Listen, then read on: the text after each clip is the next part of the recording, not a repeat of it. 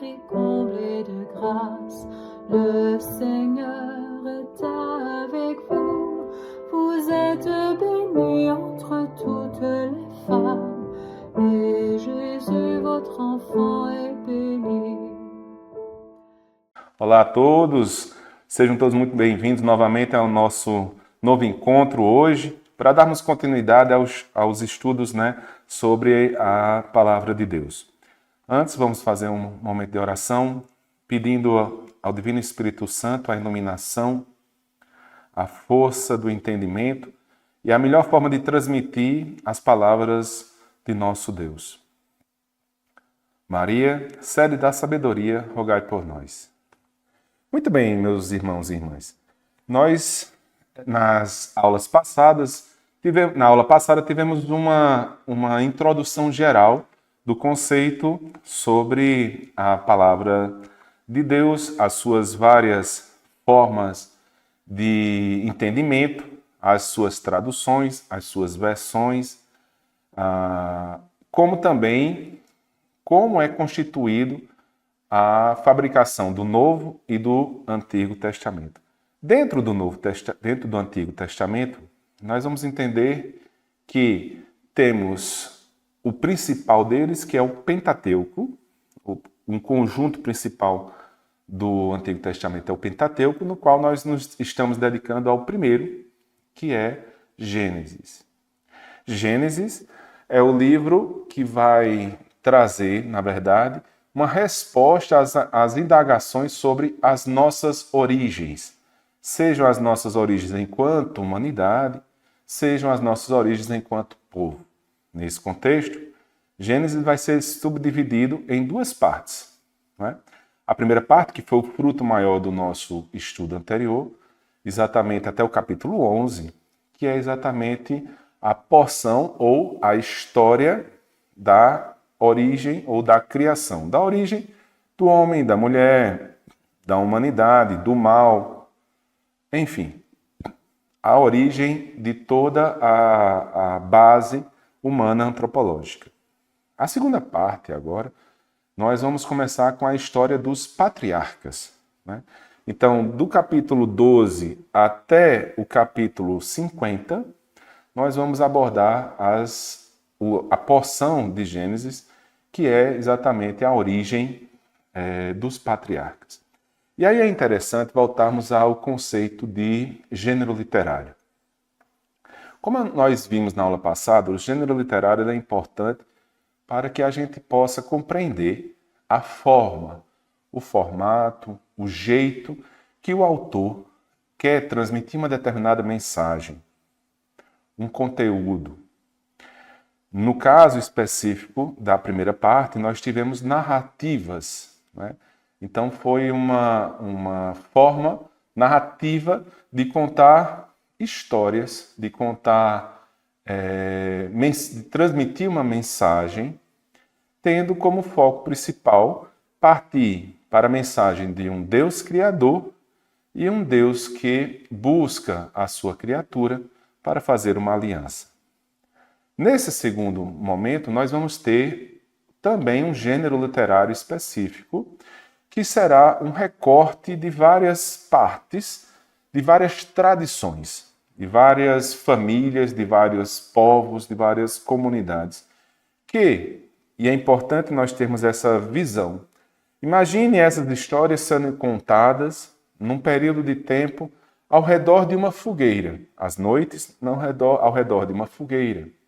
Então, era a forma que tínhamos de nos relembrarmos sobre os nossos antepassados. Que histórias eram contadas? As perguntas eram clássicas. Por que nós não fazemos isso? Por que os outros povos fazem isso? Nós não fazemos?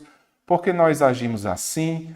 Quem é o nosso Deus? Quem foram os nossos pais, os nossos antepassados?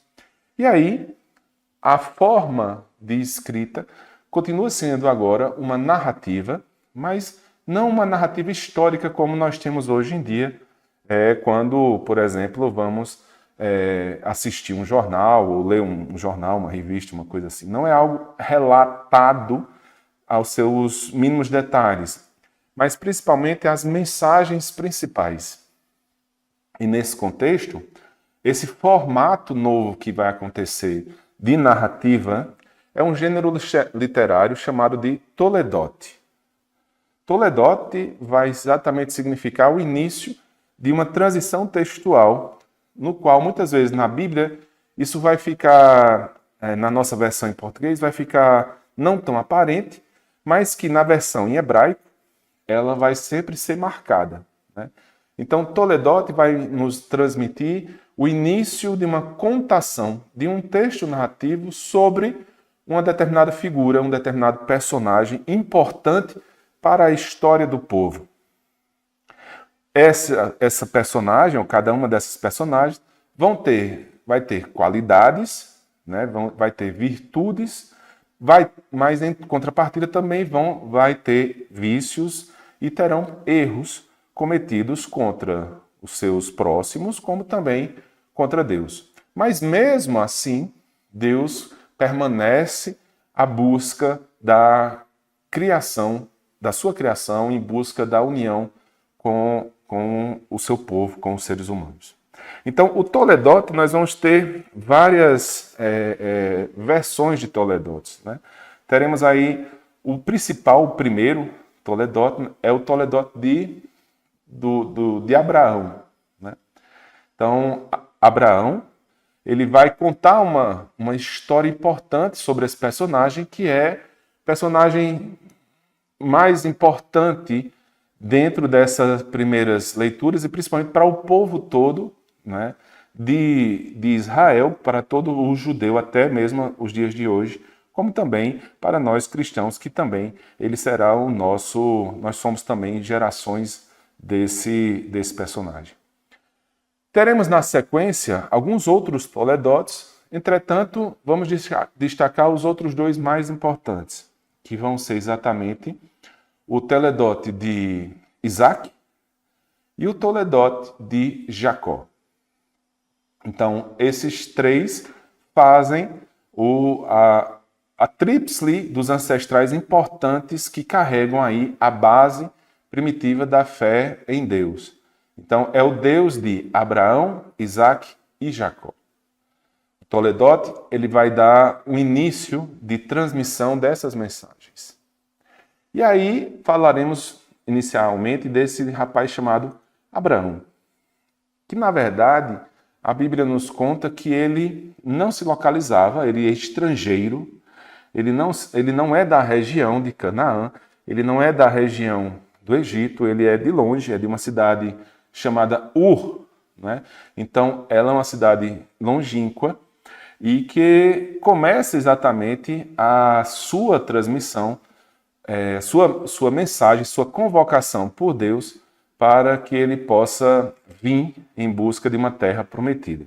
Ele, que é filho de Taré, e recebe esse chamado de Deus. Então ele escuta a voz de Deus e recebe uma vocação. Até então, o seu nome era Abrão. E é interessante a sua história, pois a história de Abraão, ou o ciclo todo de Abraão, é interessante porque Abraão ele vai denotar o que para a Bíblia é conhecida como um exemplo de fé. E esse exemplo de fé, que em hebraico nós temos uma palavra para isso que se chama emet, né? E aí fé é um conceito importante e a gente vai ver exemplos dessa veracidade, dessa força de fé de Abraão, que é exatamente a raiz de emet. Ela passa uma mensagem importante. Se vocês me permitem, só para a gente poder entender o significado por trás das palavras. Emet é quando você, por exemplo, pode se encontrar numa situação, num rio, e você não sabe nadar. Então, a aflição do afogamento toma conta de você. Quando você vê, por exemplo, um tronco de uma árvore boiando, alguma coisa que possa te ajudar a não morrer afogado, você vai e se agarra a esse tronco totalmente, com todas as suas forças. Você não sabe se verdadeiramente você será salvo ou não, mas você se coloca numa tentativa máxima, mesmo sem saber nadar, de se aproximar desse tronco que está boiando, pensando exatamente na sua capacidade de viver e se joga todas as suas forças para ter êxito nessa situação. Então, a raiz de Emmet passa essa mensagem de que você coloca toda a sua força para a realização de um objetivo. Faz de tudo para realizar esse objetivo, principalmente porque a necessidade maior sua é a sua vida. Então, o entendimento, quando falarmos de fé, principalmente nos relatos de Abraão, nós devemos pensar nessa palavra Emmet, né? Nesse significado por trás das palavras.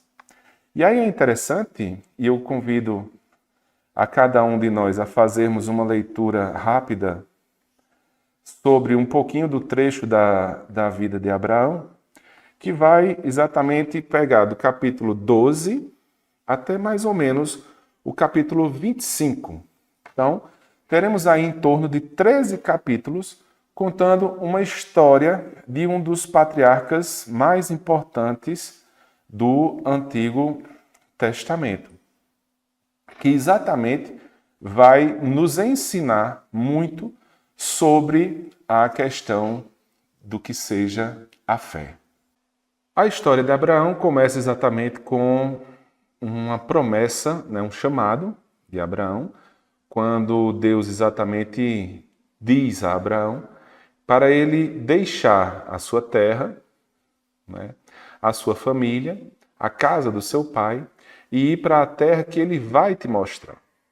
Ao aceitar esse chamamento, ele será exaltado e será abençoado por Deus e terá aí uma geração muito extensa e muito grande. Isso é interessante porque muitas vezes o chamado de Deus torna para nós uma dificuldade inicial, mas Abraão começa a, mesmo sem conhecer totalmente esse Deus, ele aceita esse chamado e obedece. Poderíamos entender como chamado, e muitas das nossas versões bíblicas e tudo mais chamam chamado, mas, entretanto, o verbo em si é um verbo que é imperativo. Então, na verdade, não é em si um chamado, mas uma ordem. E é interessante esse conceito de que o verbo esteja nesse conceito de uma ordem de Deus, para que possamos entender mais a fundo o exemplo da fé de Abraão, como também o que é que poderíamos entender como fé. Então, Abraão ele se dirige até o local aonde, mais ou menos, Deus o recomenda chegar. É um caminho longo para ser percorrido. Ele chega até esse momento, vai muitas vezes passando também até o Egito, né? E lá ele vai conhecer uma moça chamada Sarai, ao que será exatamente depois será sua esposa, né? Terá um personagem interessante nesse meio do caminho, que será um aparentado seu, que será Ló. E eles juntos, né, vão exatamente fazer uma união, uma amizade, exatamente para muitas vezes se protegerem contra invasores, contra outros reis, que a gente vai percebendo na mensagem. O interessante nesse trecho inicial do Toledote de Abraão é exatamente uma passagem que notoriamente, ela não tem conectividade direta com a história, se a gente for pensar, mas se analisarmos o texto como um recorte e algo que é colocado nesse trecho, denota uma passagem da vida de Abraão muito importante e que terá, teologicamente, uma ação importantíssima, que é o seu contato com uma figura, né, com um personagem muito importante, chamado de Melquisedeque. Melquisedeque, que na verdade ele é um sacerdote e um rei, né, de uma região chamada de Salém, que há alguns relatos e estudos que denotam que esse Salém poderia ser o termo mais antigo da cidade de Jerusalém, e que ao encontrar-se com Abraão, Melquisedeque o abençoa e o bendiz exatamente pela sua ação e respeito ao Deus Altíssimo. Como também Abraão recebe, né, das bênçãos de Melquisedeque e retribui o mesmo com o dízimo.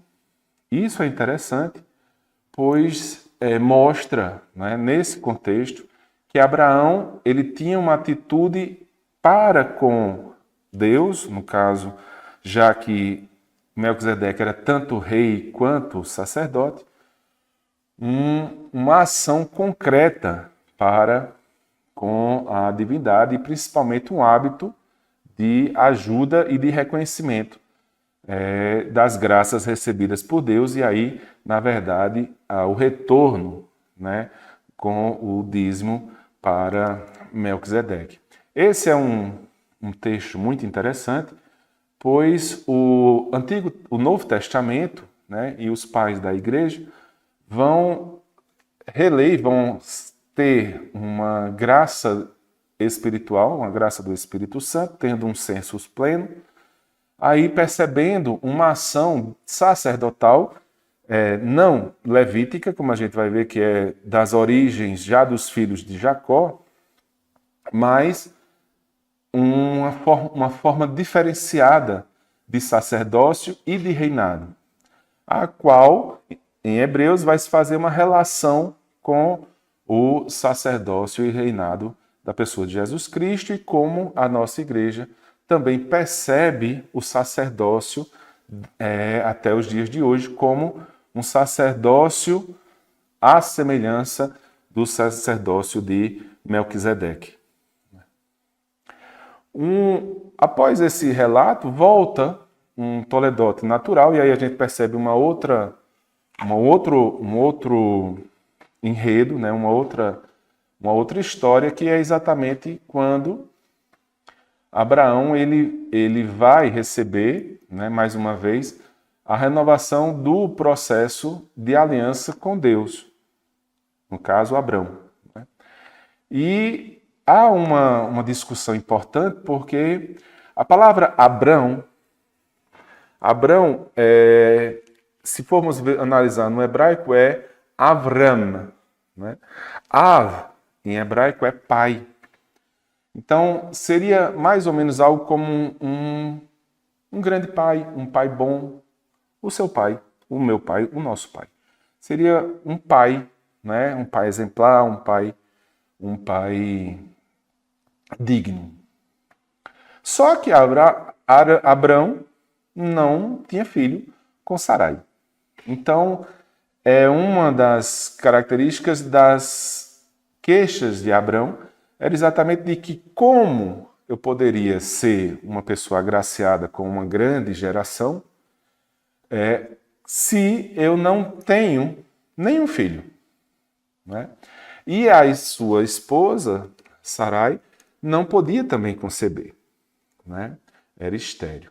E aí há uma história interessante de que é ofertado por Sara, né, a Abrão, a sua escrava, para que ele possa ter um filho com ela. E, neste caso, nascerá um filho, que será o Ismael. Então, Ismael é filho da escrava de Sarai, que é ofertada a Abrão como sua descendência, como seu filho. Esse é um primeiro processo de relação, né? E aí aparece uma nova figura chamada de Agar, que no caso será a mãe de Ismael. Entretanto, tem uma nova relação e, por mais uma vez, Abraão volta-se novamente à ideia, né, do afogamento, da palavra fé, né, daquele impulso, né, da força de você ir com ímpeto para ter um determinado objetivo. E aí nós temos a possibilidade, né, de que, pela fé, também agora de Sara, que muito pediu, que se desprendeu, né, da sua condição de esposa, ofertou a sua escrava para que ele não deixasse de ter uma descendência, mas que Deus olha diferenciado para Sarai, e concede a ela a graça de ser mãe. E uma vez que ela é agraciada, ela mudará de nome. E mais uma vez, as mudanças de nome começam aqui agora na Bíblia a ter conotações distintas. A primeira conotação de mudança de nome é exatamente a graça presente de Deus na vida dessa pessoa. Bem como também uma nova vocação, uma nova ação.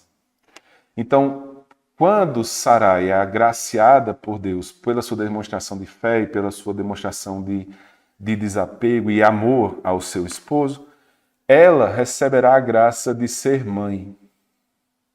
E a partir daí ela deixará de ser chamada de Sarai e será chamada de Sara, princesa. E terá um filho, e esse filho é Isaque, né? E esse filho vai ser exatamente prova que Deus usa para formar o símbolo da aliança com Abraão. É interessante essa passagem porque poderemos ter uma visão, e aí é importante, a partir dessa história dos patriarcas, entendemos um conceito na Bíblia que é o tipo, ou a tipologia. E o que seria isso? Seriam elementos, seriam figuras, seriam determinadas situações que acontecem no Antigo Testamento, que na verdade vislumbram as ações que acontecerão no Novo Testamento. Então, façamos uma relação de que um nascimento milagroso acontece com a mudança de nome da mãe e a criança agraciada, né, símbolo desse processo milagroso, será uma figura, né, será um tipo de aliança de Deus com a humanidade. Essa mensagem é importante para a gente compreender essa percepção de tipo ou tipologia com a ação do Novo Testamento, onde teremos também lá um milagre acontecendo de nascimento, teremos uma mudança de nome da mãe e teremos a criança da graça sendo o símbolo de uma nova aliança ou de uma aliança formada de Deus com os homens. Essa história será contada no Novo Testamento também. Dentro disso, há uma relação forte no tipo, né, da presença de aliança, que de início o nascimento de Isaque é de Deus para com Abraão, mas há também agora a necessidade, e isso é muito vertente, né, muito marcado no Antigo Testamento, uma ação concreta do homem em resposta a Deus.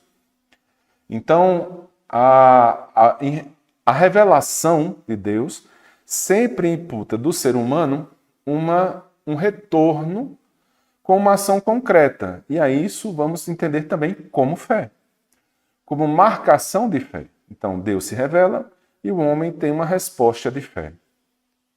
Há essa revelação para fazer uma aliança com Abraão, há necessidade também de Abraão fazer um retorno, né? Abraão fazer um retorno da sua fé, e isso vai se dar através da constituição dos seus descendentes, do seu povo, do rito da circuncisão. Então, o rito da circuncisão é um ato de fé concreto, marcado no corpo, de retorno a uma revelação de Deus com a humanidade, para o seu povo escolhido. E isso vai mostrando uma dinâmica entre processo de revelação de Deus e um ato concreto de Deus para a sua humanidade. Dentro dessa percepção, se formos acompanhar, Abraão, no caso, ele vai também, após a união, né, a conexão de retorno concreta com Deus, ele também vai ser símbolo de mudança, né? E aí, mais uma vez, o reforço mostrando a mudança do nome. Então, Avram simbolizava o pai exemplar, um pai excelso, né?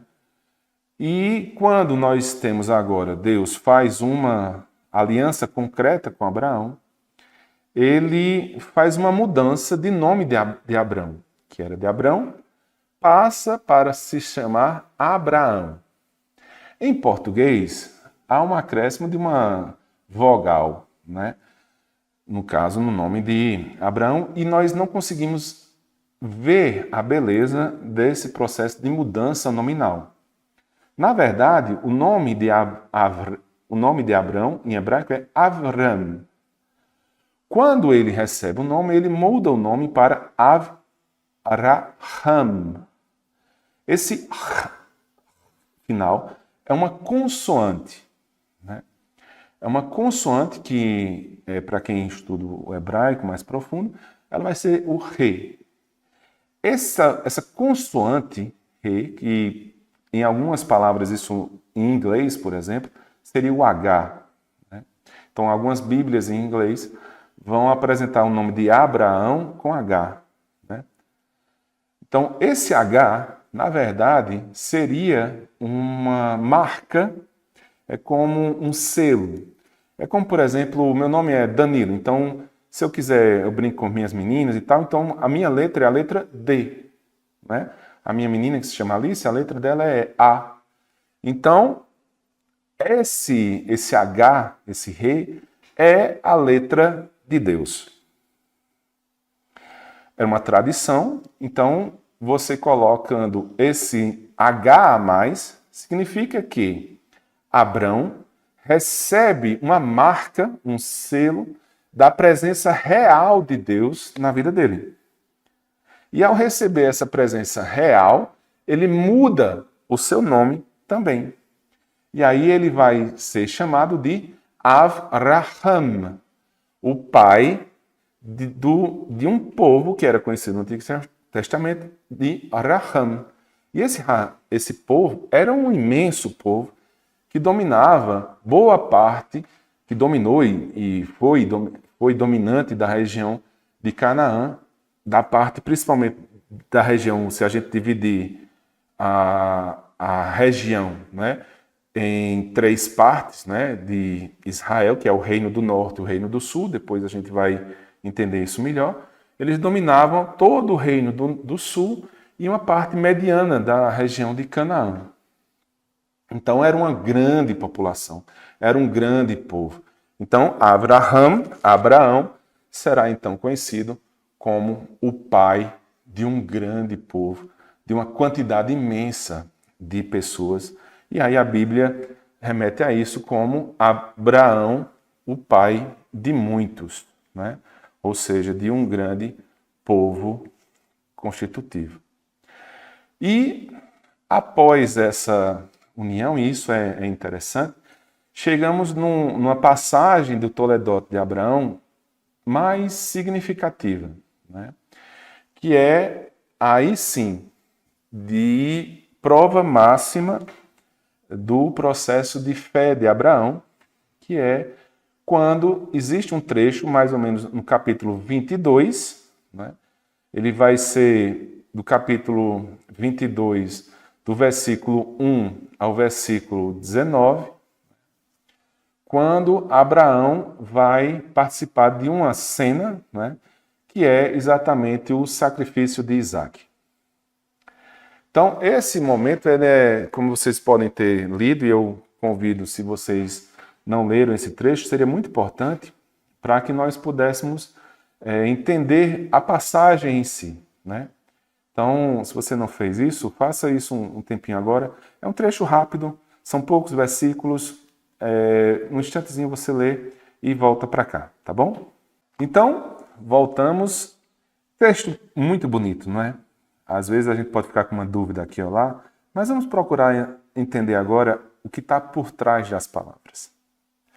Mais uma vez, a gente tem Deus chamando, né, novamente Abraão, e Abraão retornando a Deus com "eis-me aqui". Se lembrarmos do nosso encontro passado, Deus fez a mesma coisa com Adão. Ele também chamou Adão e Adão se escondeu. Lembram-se? Pois sentia-se nu. Ficou envergonhado. Mas Abraão, não. Abraão prontamente colocou-se diante da voz de Deus, do chamado de Deus, e disse: "Eis-me aqui". Vejam a diferença de atitude entre Abraão e Adão. E aí, nós temos uma mensagem de que Deus pede, então, ordenar a Abraão que vá ao monte e ofereça a ele o seu filho Isaque, o filho da promessa, o filho da aliança, né? Deus pede para que Abraão ofereça em sacrifício a Deus. Poderíamos, aqui nesse momento, né, ficarmos um pouco indignados se isso não seria uma tentação de Deus a Abraão. E muitas vezes, muitas igrejas, seitas, entendem desta forma o que não é o texto sentido real que a igreja, né, canonicamente nos apresenta, nem tampouco o que verdadeiramente, à luz do Espírito, a palavra deseja transmitir. Ele coloca o seu filho e o leva, né, ao seu filho. E no momento principal do holocausto, vem a intervenção divina com o anjo do Senhor, que pede para que Abraão não toque mais no seu filho. Mas antes disso, o anjo diz: "Abraão, Abraão", e mais uma vez a frase volta: "Eis-me aqui". Então essa é uma frase importantíssima desse trecho, não é? Mostrando qual atitude diante de Deus devemos ter quando Ele nos chama, né? "Eis-me aqui". Nesse momento, o anjo de Deus intervém, segura a mão de Abraão e diz: "Não toque na criança". Né? E oferta a Deus, né? Deus oferta e surge um cordeiro para ser ofertado no lugar do filho de Isaac, para que ele possa os dois prestarem culto a Deus. E aí é uma das maiores provas de fé.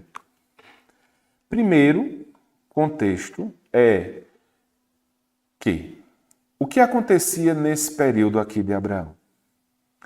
Era muito comum, nesse contexto inicial, reis desses vários povos que viviam aqui pegarem o seu primogênito, ou seja, o seu primeiro filho, e oferecerem em holocausto, né, para o Deus deles.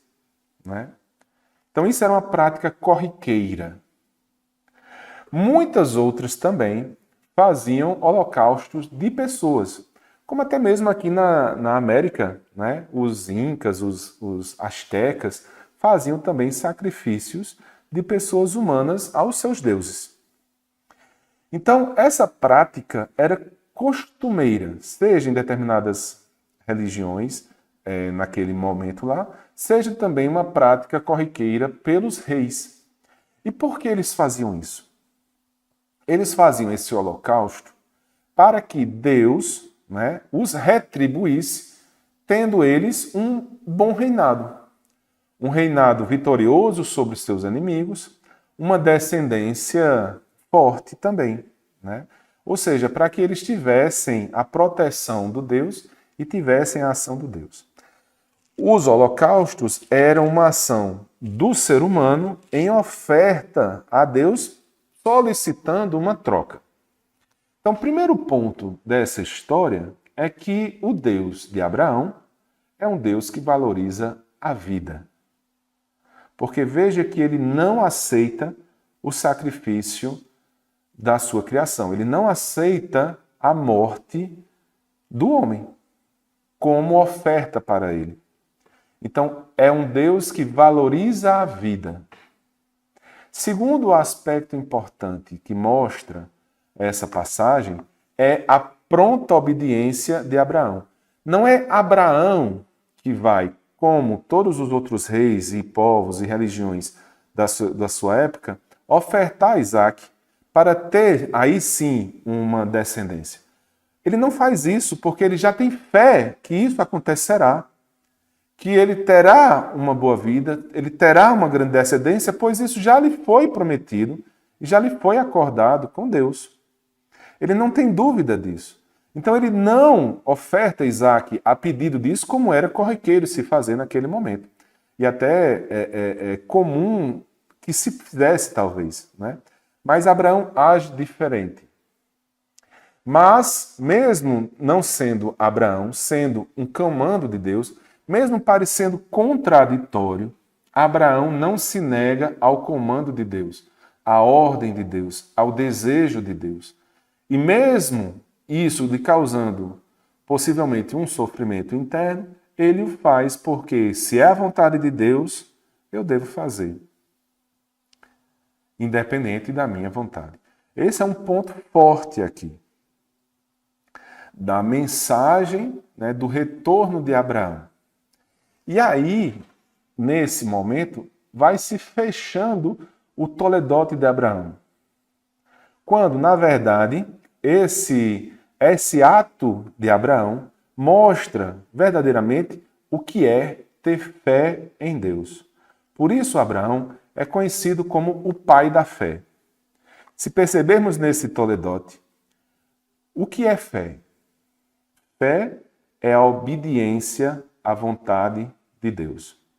Fé é a forma concreta de agir no mundo para que se perceba claramente que você ama a Deus. Porque uma pergunta muito importante é como nós mostramos que amamos Deus. O que é amar a Deus? Abraão nos ensina. Ter fé em Deus é uma forma concreta de amar a Deus. E o que significa ter fé em Deus? Ter fé em Deus é ser obediente à sua palavra. Ter fé em Deus é ser obediente ao seu chamado. Ter fé em Deus é ser obediente à sua vontade. Isso é o que nos ensina Abraão. A fé em Deus concretamente.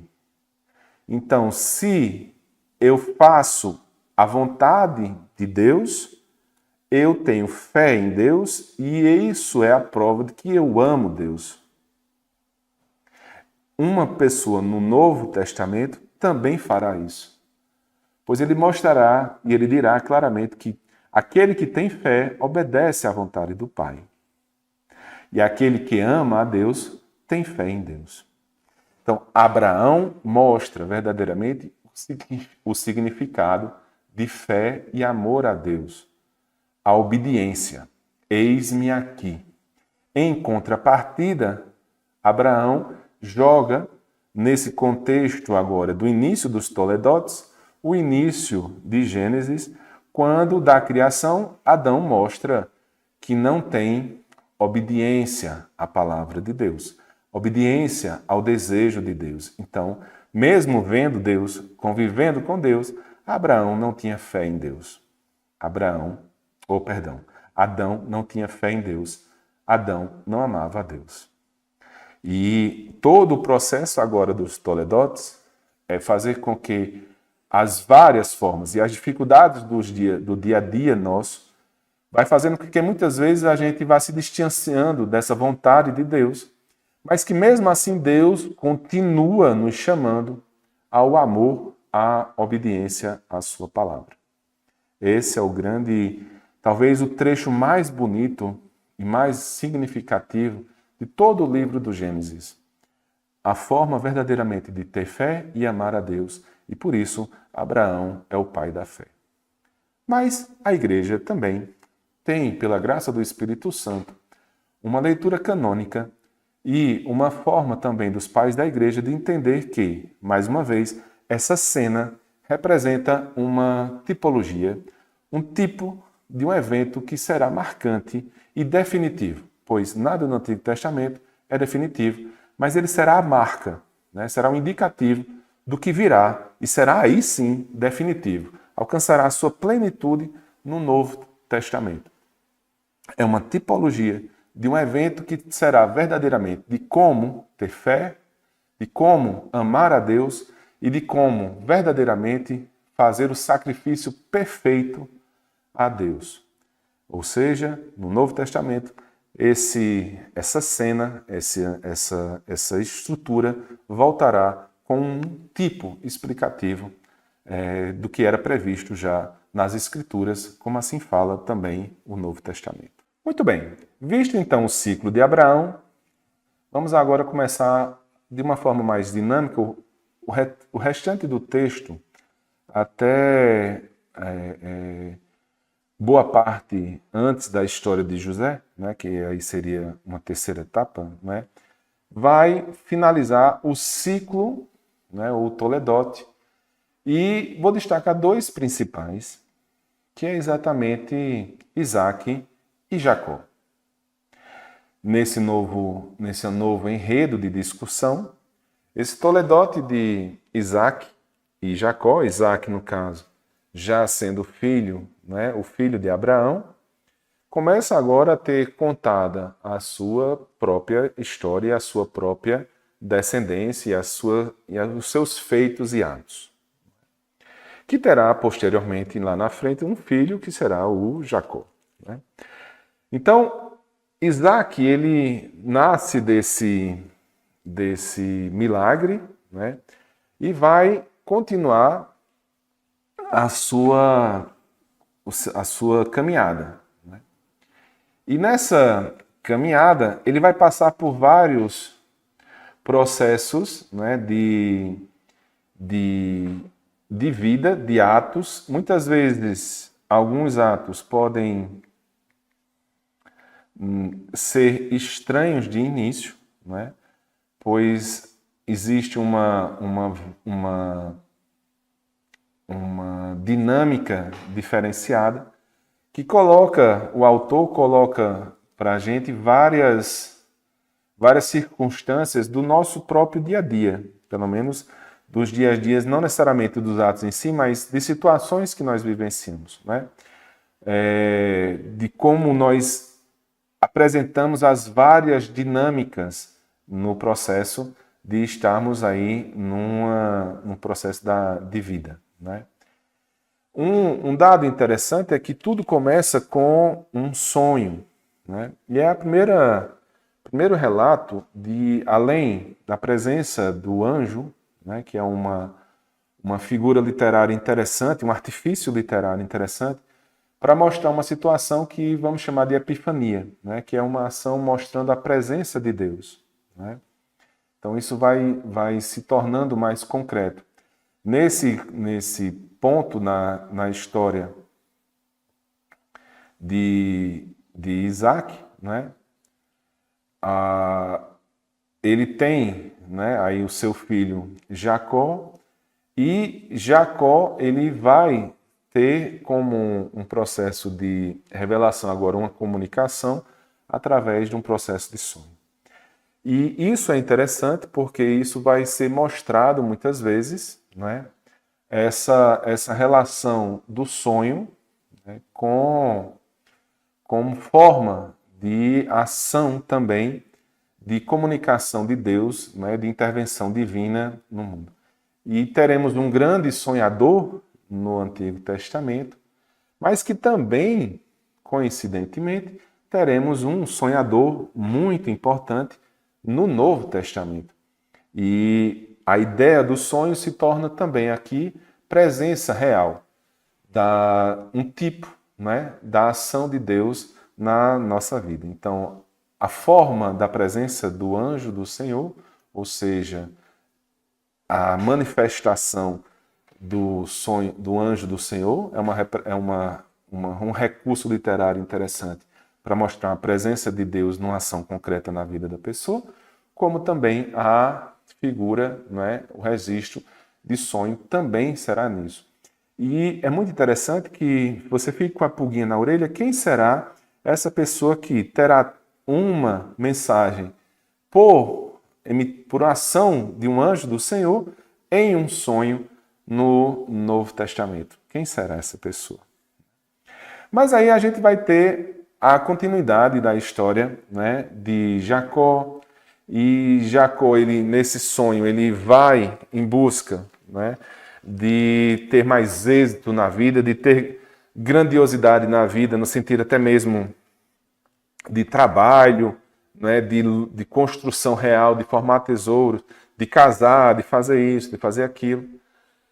Embora ele vá agir dessa forma e tomando determinadas atitudes que nós não achamos interessante nos dias de hoje, ele mesmo passará por um processo de luta verbal intrínseca, como todos nós passamos, né?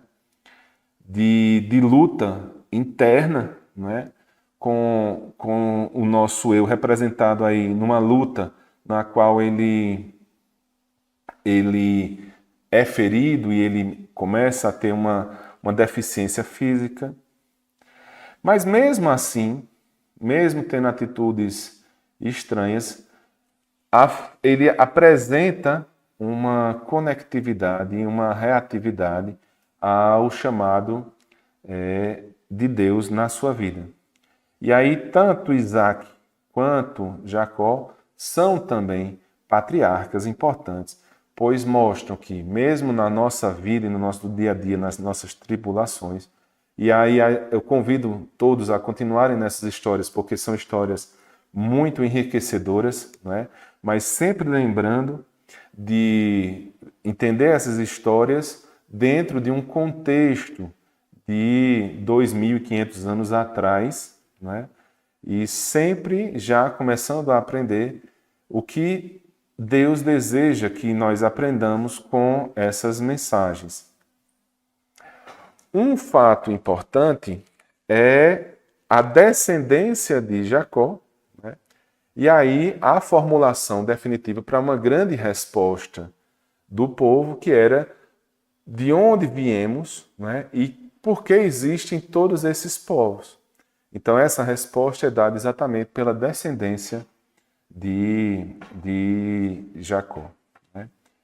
E aí vamos adentrar agora no texto final de Gênesis, onde nesse texto final há uma abrupta mudança de estilo textual e um novo gênero que deixa de ser necessariamente um toledote, embora seja descrito no início das suas palavras como o toledote de José, mas ele começa a ser agora formulado com um novo gênero literário, que é uma novela. É conhecido como a história de José ou a novela de José. E aí esse José, o filho de Jacó. E é verdadeiramente um trecho à parte, é uma novela porque vai ter muito bem feito um enredo, um começo, um meio, um fim, muito bem continuado. A forma da escrita, o tipo gramatical do hebraico é totalmente diferenciado e ela verdadeiramente é caracterizada como uma peça novelesca, né? Nesse contexto, é uma história muito bonita que tem por trás uma mensagem muito interessante.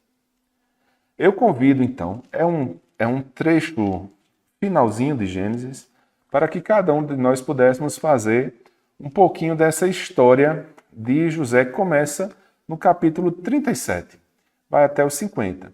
Então, se deleiteie um pouco com a leitura dessa história. Todo mundo, acredito que por um desenho, ou por um filme, ou por alguma novela televisiva, tenha ouvido falar da história de José, mas talvez nunca tenha lido verdadeiramente na sua Bíblia. Então eu te convido para você fazer uma leitura. Quando você terminar essa leitura, vem para cá para a gente poder explicar e entender um pouquinho melhor o que significa essas passagens. Olha, super história, hein? Gostaram? Muito boa mesmo. Acredito que, no geral, a gente sabia um pouco já, né? Mas tem pequenos detalhes que vão mostrando aí uma história magnífica de ensinamento de fé e obediência a Deus. Olha só que interessante. José, ele aparece como sendo o filho preferido de Jacó. E é interessante porque o início dessa passagem faz uma transição de conexão com os toledotes passados e muda agora, né, o início do termo para a contação de uma história. José aparece como um filho muito amado, um filho mais novo, um filho tão estimado, né, que é agraciado, é presenteado pelo seu pai com o que ele tem de melhor. E aí a representação da sua túnica, né? Então, a ideia é mostrar, mais uma vez, o amor de um pai a um filho. E nesse processo, começando aí a história, a situação, mais uma vez, da humanidade, né? E aí os próprios irmãos que ficam enciumados, né, despeitados com o amor de um pai por um filho. Essa representação de despeito, de desavença, se manifesta lá em Caim e Abel, né? Vai também ser redimensionada e contada de uma forma diferenciada também na parábola do filho pródigo. Então perceba que isso é uma característica humana muito marcante, não é? Esse despeito, essa inveja pelas coisas que acontecem de boas com os nossos irmãos. Isso é uma característica marcante do ser humano. Mas a história continua quando os irmãos eles tentam verdadeiramente, não é, matar a José e posteriormente o vendem como escravo para um oficial do faraó lá, e o leva para o Egito, né? No caso, o Potifar. Né? Então, veja que os próprios irmãos de José o vendem como escravo. Isso é uma informação importante para a gente entender o contexto dessa história, né? Dessa novela.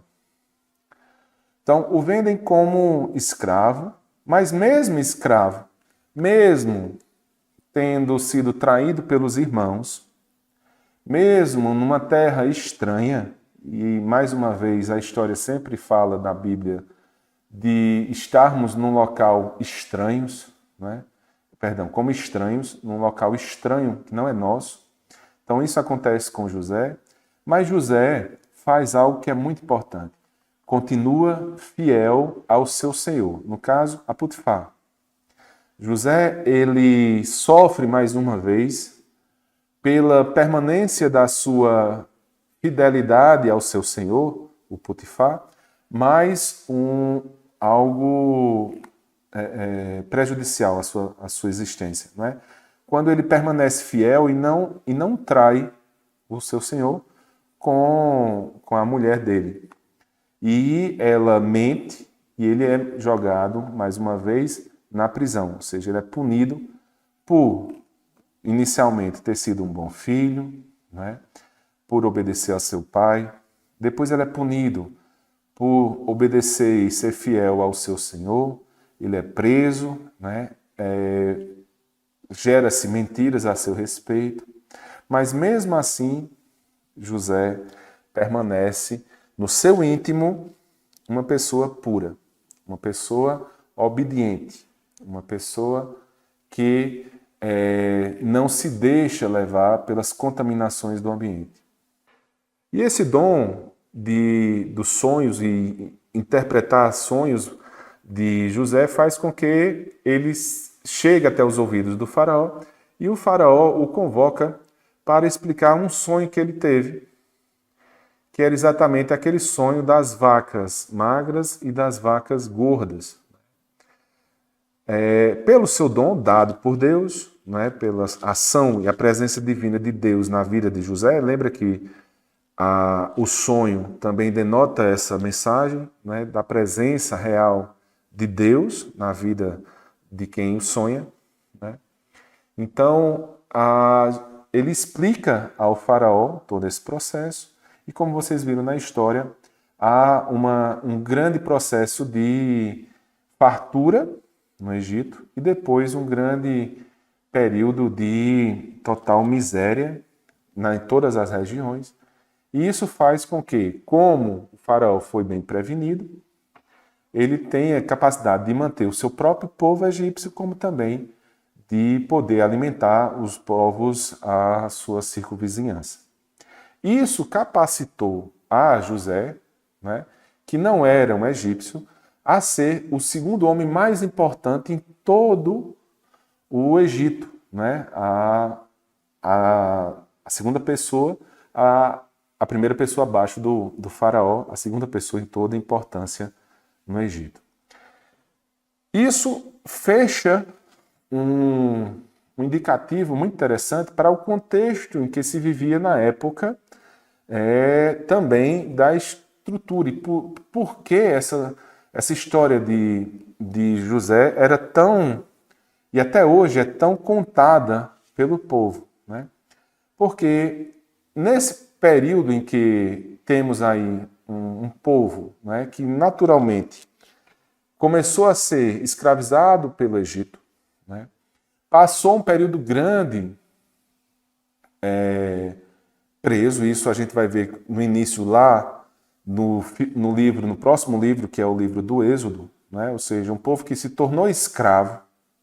Por que essa história de José ficou tão forte na vida deles? Porque muito desse povo que vivia escravizado no Egito, já na história do livro do Êxodo, eram povos que eram escravizados por dívidas. Então, por exemplo, uma viúva não tendo mais o seu esposo, ela não tinha como se manter, então ela pedia algo a uma pessoa rica, uma coisa assim, e uma vez não sendo possível dela pagar, como punição, ela daria um dos seus filhos como escravo. Ou até mesmo ela poderia se tornar escrava para pagar a sua dívida.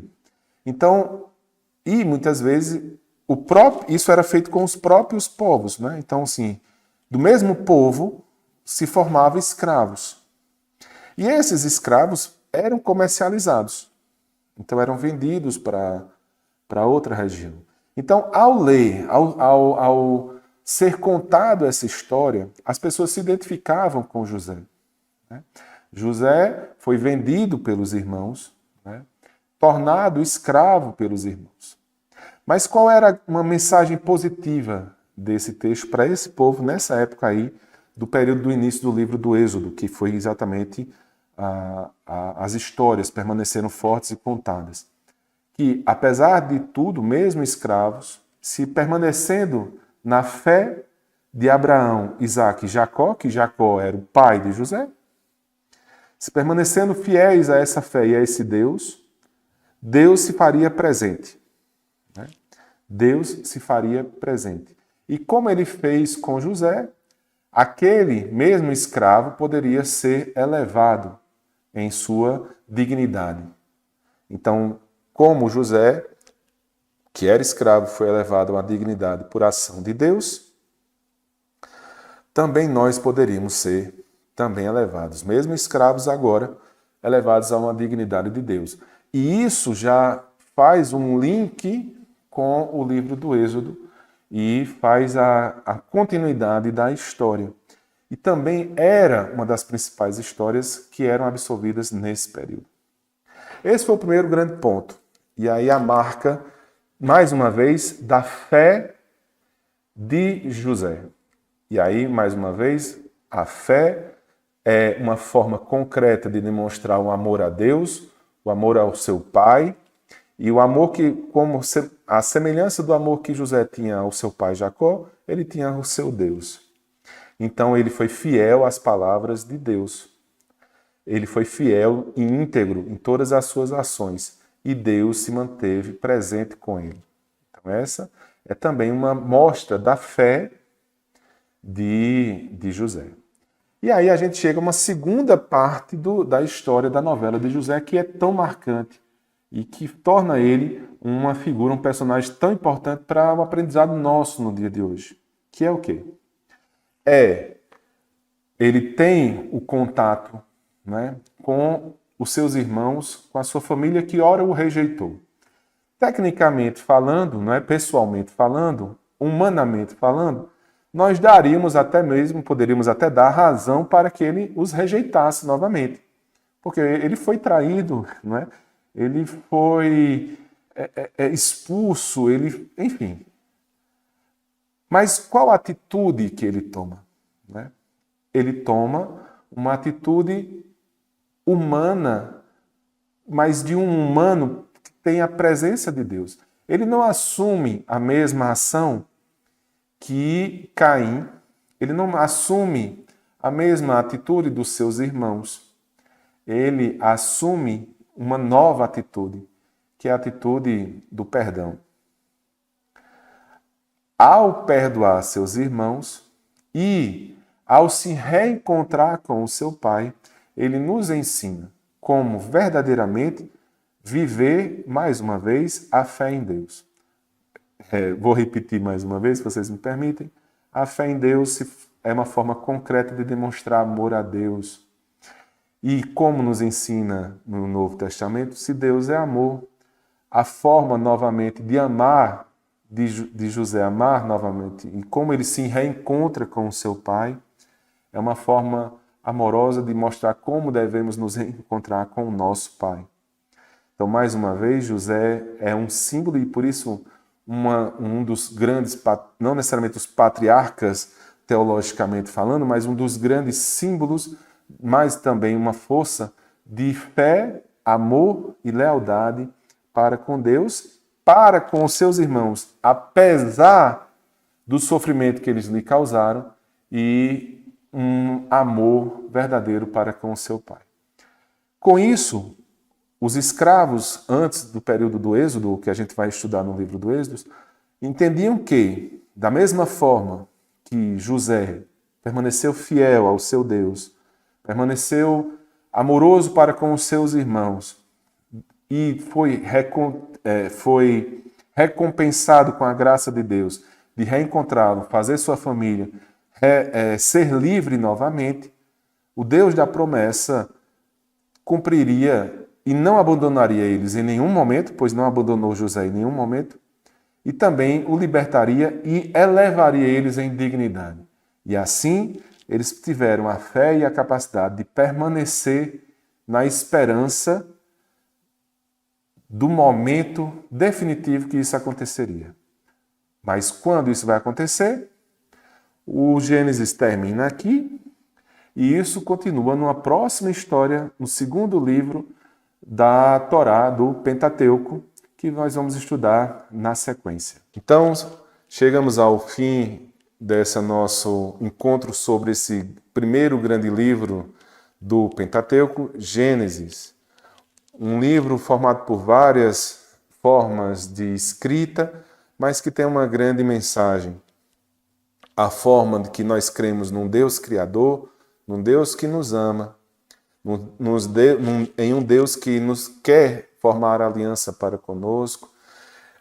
Um livro que nos ensina o verdadeiro significado da fé em Deus e de que devemos agir de forma concreta nesse mundo, para com Deus e para com nossos irmãos.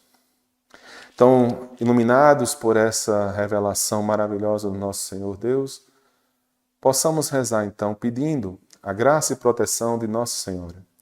Ave Maria, cheia de graça, o Senhor é convosco. Bendita sois vós entre as mulheres, bendito é o fruto do vosso ventre, Jesus. Santa Maria, Mãe de Deus, rogai por nós, pecadores, agora e na hora de nossa morte. Amém. Maria, sede da sabedoria, rogai por nós. Sainte Marie, Mère de Dieu, priez pour nous, pauvres pécheurs,